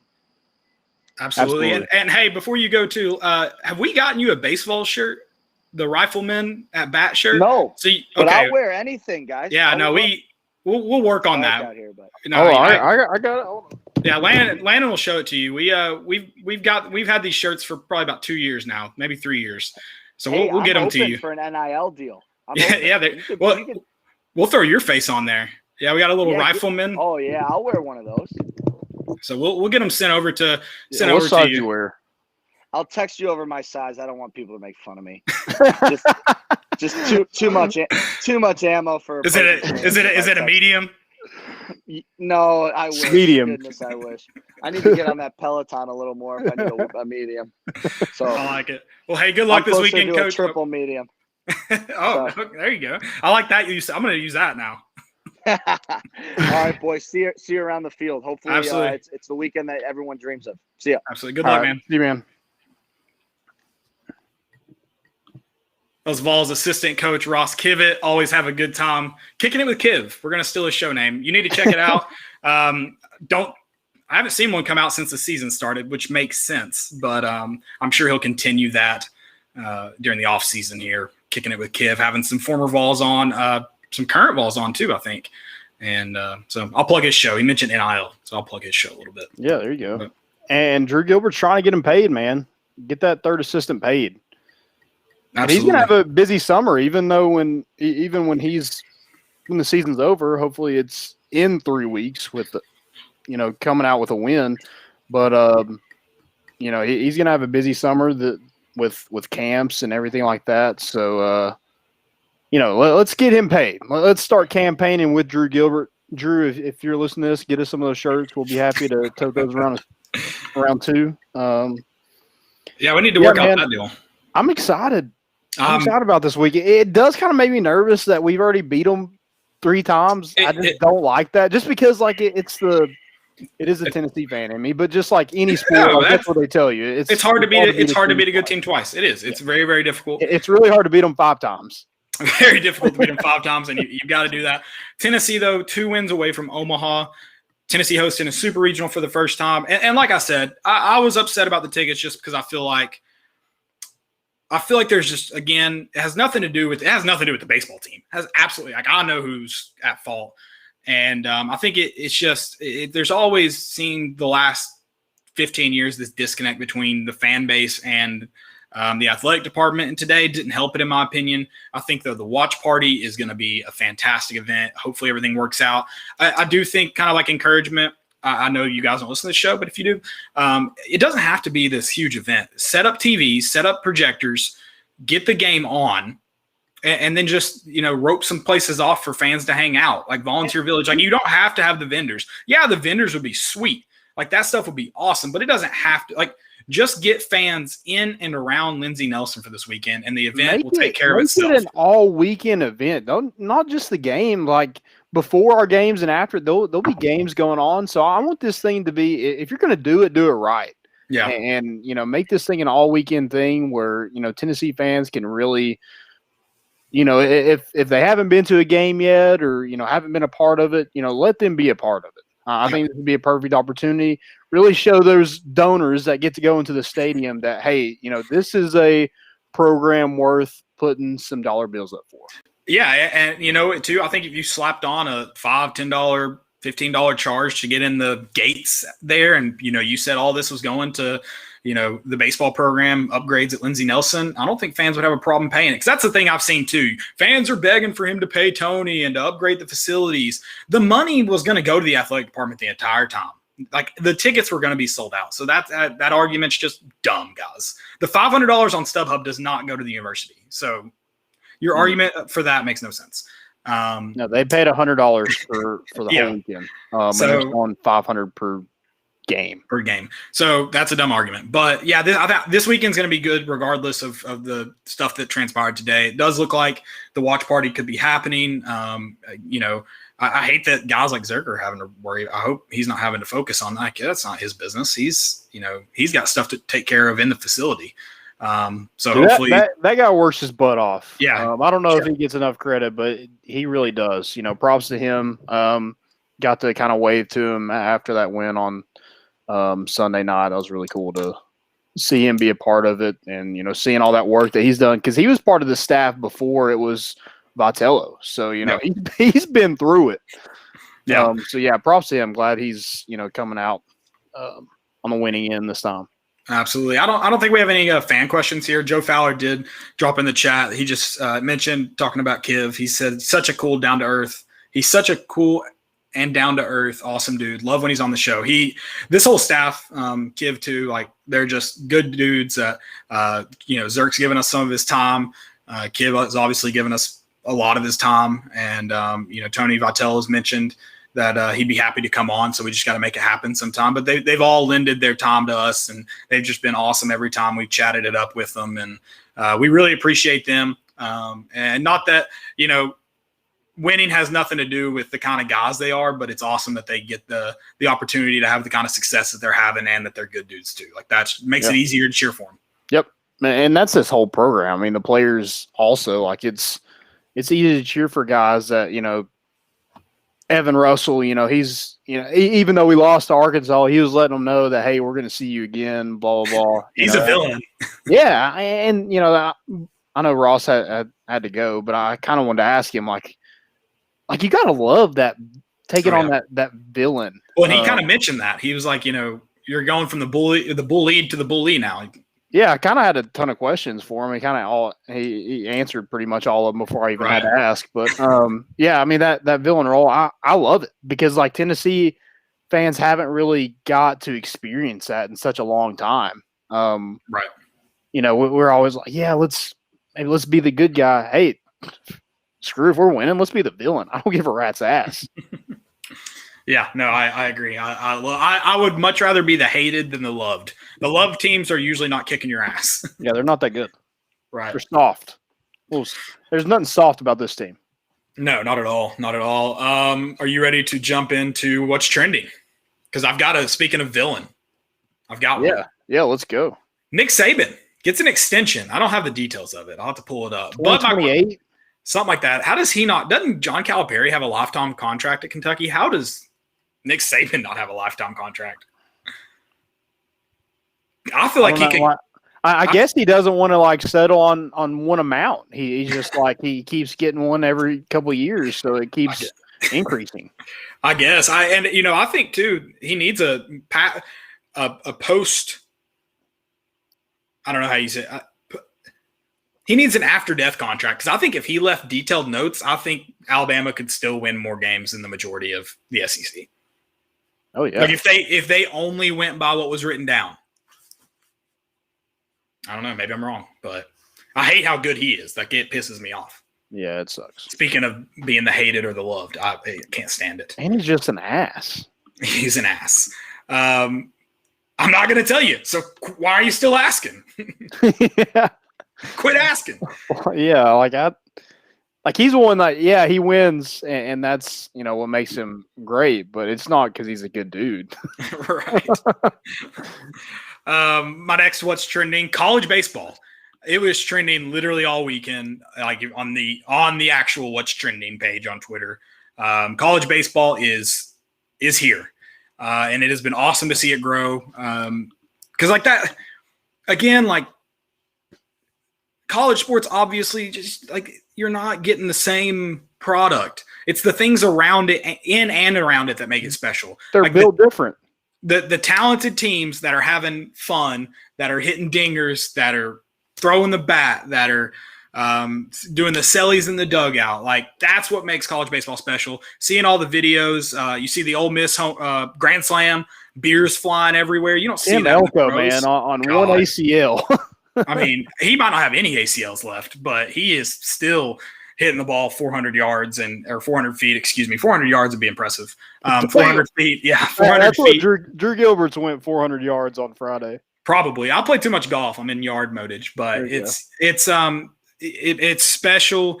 And it's been special for a while, but now it's starting to gain national attention and getting, more followers and things like that. So it super cool to see baseball trending for like 4 days, college baseball trending for like 4 days straight. Everyone's saying MLB's dying, baseball's dying. College baseball is doing the opposite of dying. It's coming alive. Yeah, absolutely. And I've been watching it forever. Like the College World Series is one of my favorite times of the year. I love watching college baseball. I know you're a big wooden bat guy, but I'm a big aluminum bat guy. It's just the sound of the wooden bat. You can't beat the crack. I'm sorry. You can't beat it. That crack or ding that you saw Friday night, that's what I live for. That was an awesome sound. And then, the college baseball game. I was about to say, 06-07, like that was one of the best games ever made. Dude, they need to bring that back. It was so much fun. And I enjoy playing the show. I've actually been playing quite a bit of it this week. But yeah, man. I've been tearing it up with the Cubbies. There you go. Yeah, no big deal. But I need to ask you about it because I'm looking for another game. I just don't have anything that I'm just like, yeah, I really want that. Just didn't do it for me. The only thing I hate about it is the online play sucks. Like you either play someone really, really good and get destroyed, or you start beating someone in the third inning and they quit. So like you can't get a good online game going. Gotcha. That's the only thing that sucks. And then the thing that also sucks about baseball, and it's like this for any 2K, for hockey, you're like my pro players or your franchises take way too long to play. So to like build up. Yeah, it's like to complete one season, you have to play 100 and plus games and all of the 80 games in the NHL or NBA. Is it 80 in the NHL? It's something around. No, I think it's more than 80 in the NHL. 160 or whatever in MLB. So it's ridiculous. Yeah. That's how 2K is too. It's just like if you skip on those games, then like your player isn't going to get any better. So he sucks, and then there you are trying to play in the NBA Finals with a 78 overall player. Yeah, but other than that, it is fun to just go play like exhibition games and stuff. I do enjoy that. My next one, Tim Priest He announced he's retiring as the color analyst for the Vol Network for Tennessee football. Pat Ryan is set to take over. I don't dislike Pat Ryan, but man, I'm going to miss Tim Priest and some of the electricity that he brings to the booth and the passion. I mean, Pat Ryan is a VFL and fan and whatnot, but you're not going to replace guys like Tim Priest or Burt Bertelkamp. And so definitely going to miss him on the call. Yeah, what's trending is Tony V, baby. Okay. It's got to be Tony V. I mean, there's a lot of talk about, I'm sure he's got a ton of calls for jobs, and I'm sure his assistants have as well. But it just seems like a guy who, is comfortable where he's at. And, he could go somewhere and dominate. But, he's built this. So I think that there's something to that. And, I just feel like this staff is going to be around for a hot minute. I think they'll be back next year. Yeah, no, we've kind of said that before. But, yeah, I think he said it. Tony V gave kind of a hint today. He's like, we love it here. And, guys, my staff's comfortable. They've done an incredible job. And you're there. Like, you're one of the top 5 teams. It's not like you're a decent team, like a Wright State. Like that coach, he could go to the SEC. But Tony Vitello is in the SEC. That's the highest level of college baseball. He could go to, a legendary program like an LSU or Florida. But you've beaten those teams this year. So is it really, if we can pay him the same amount of money, let him upgrade the stadium the way he wants to, why would he leave? 100%. I don't. It doesn't make, obviously anything can happen, but he's mentioned how much he loves it. Kiv's mentioned how much the staff loves it. It would be a weird thing to take place. So I'll fight Danny White if he leaves. I'll fight him. Yeah. I did see I don't know if it. Yeah, Danny White, obviously that has something to do with it, but Randy Boyd, I feel like has a big hand in that too because he's such a big baseball guy. He seemed to be the only one enjoying the regional games this past weekend. Yeah, and I saw him on Sunday wearing a gray Tennessee baseball jersey. He's not going to let Tony Vitello walk without a fight, a fine offer, a strong ass offer, if you will. I like that. My next one is we mentioned the James Madison softball team. I got to shout out. I think I'm saying her name, Odyssey Alexander, I believe is her name. It's the pitcher. Yeah, pretty much. She plays like that name.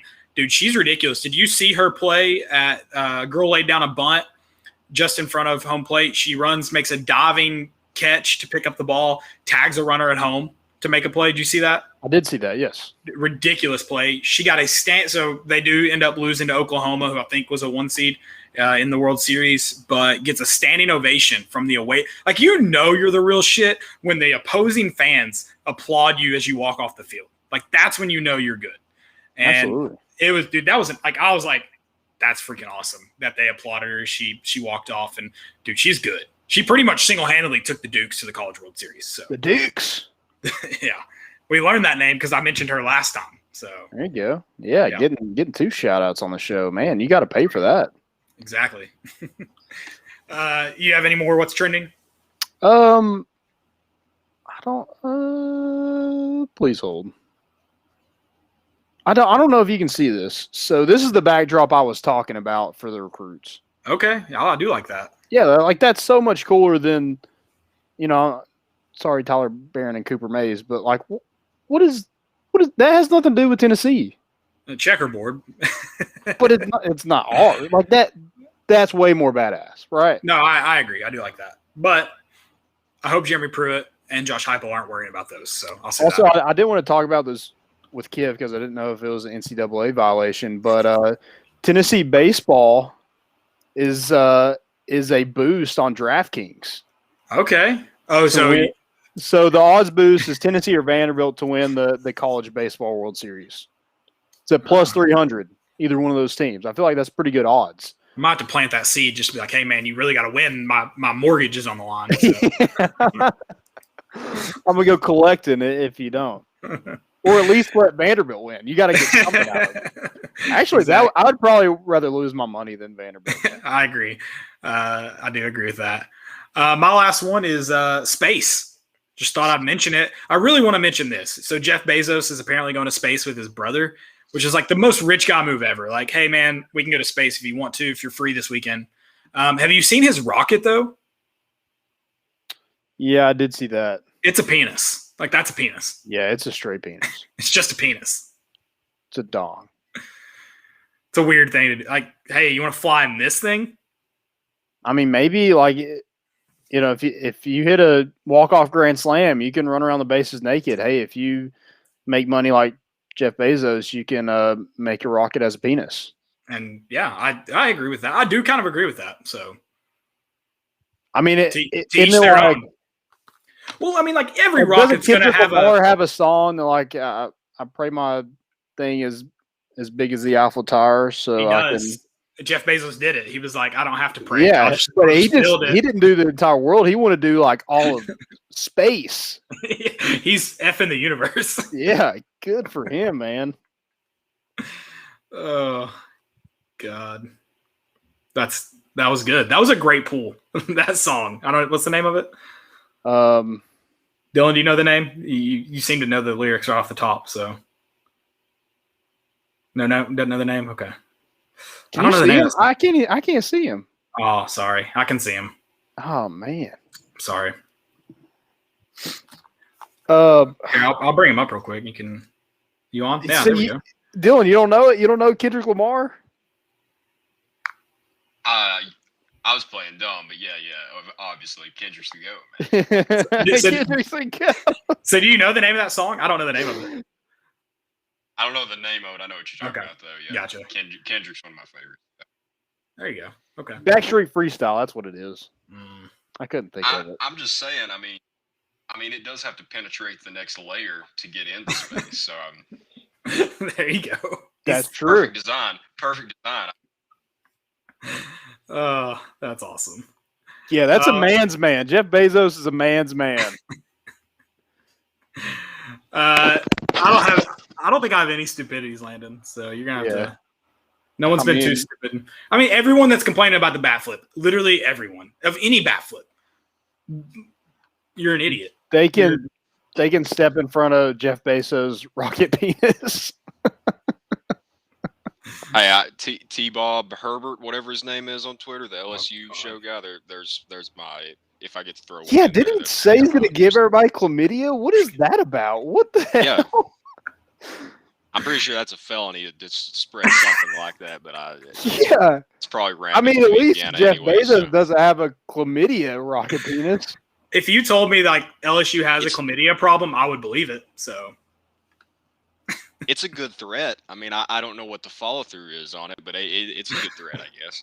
Stay away from that guy. I mean, put a green X on his helmet or something. I don't know what you do with him. Yeah, Kiv says he needs to get on that Peloton. I mean, I'd hate to put a green X on his baseball helmet. Don't touch him.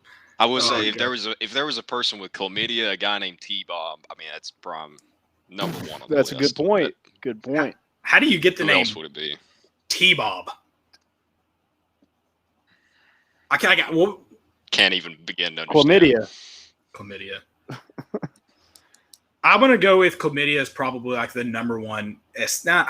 Yeah, probably like it probably somehow surpasses herpes in the state of Louisiana. Like herpes is the most common one. Chlamydia is probably number one in Louisiana. So congratulations, T-Bob, for just passing that out. That's I guess something you can hang your hat on. There you go. Yeah. That's all I've got. Anything else? Anybody? Stupidity or anything? I mean, you can throw it out there. I did have one. Sorry, this is getting kind of late, and I got to go to work in the morning. But the truth at the Uncommon Fan said Shiano would have done for Tennessee football what Vitello has done for Tennessee baseball. It's too bad the keyboard cowards and shock jocks wouldn't let Curry do his job. Is that a troll? There's no way that's true. Like somebody didn't actually think that, right? You can think Shiano was going to be better than Pruitt. That's fine. But to There you try go. to Yeah. equate what he's done to what Vitello's done is just stupid. That was a great stupidity. Yeah, I'm like, you serious, Clark? I don't know. That's just a whatever. Hey, man, Paul Maneri, congrats on retirement. You just got about 2 more days, or I guess 2 more games, and you'll be all done. You'll be fishing, hitting the links. Yeah, he's probably going down to Palm Beach right after this. There you go. Yeah. Get some chlamydia The down dirty there. Myrtle. See, There you go. the dirty Myrtle's got to have it. I mean, Oh yeah, I went to Sage a Landon. club. I'm not proud of it, but I went. You went to a club in Myrtle Beach. Are you 18 on spring break? Apparently, our waiter said, "Yeah, it's like your group, your crowd." Oh, like, that's it. Says I what don't he know thinks what about that you. Like I just ordered a pina colada, so maybe he just thought I was 18. But dude, it was called the Sky Bar, and like the name sounds appealing, right? No. Sky, I mean, it doesn't because I said it was in Dirty Myrtle, but like, exactly. like a few drinks landing, I'm like, Sky Bar, sounds pretty nice. It's literally just on the 2nd floor. It's closer to the sky than the first floor. I guess so, yeah. Guys, yeah, it was gross. Oh, sorry. Yeah, I'm with you, guys. We appreciate y'all listening. Shout out to Dylan, producer. Thanks for being on and helping us out through the show. Shout out to Ross Kivett for hopping on, giving us time. Guys, if you make it to the game, have fun, cheer loud. Remember Kiv's 2 rules. If you can't make it to the game, get to the watch party and hang out. I'm probably going to be there Sunday, so might need to work out some tailgate details or something. We'll have to see. There you go. Yeah, let's do it. We don't know exactly when that game's going to be, but yeah, hopefully it's at 7. Let's get it going all day long. Oh god, the game could be at 7 on Sunday. I thought it was at 3. Oh, noon or 3. That's right. That's okay. Okay. So Friday is. I was like, I gotta work Monday. We can't be partying too hard. So Sunday is, or Monday might be 5 or 7. Okay, I don't gotcha. know. They don't know exactly when it's going to be. They're apparently going to be on TV, so we're happy. There you go. Yeah, beggars can't be choosers. Hopefully you don't even need Monday to just get it done the first. I mean, yeah, I exactly. Yeah. Saturday and Sunday, so Monday's my only chance, but I'll sacrifice that for just the 2 games. Yeah, let's give good old That's Paul down there and Baton Rouge a little early retirement. I like it, guys. That's all we got. Thanks for listening. Have a good rest of your week and weekend. We'll be back, I guess, on Sunday, hopefully celebrating a win. That's all we got. We're bringing the boat in, and we out.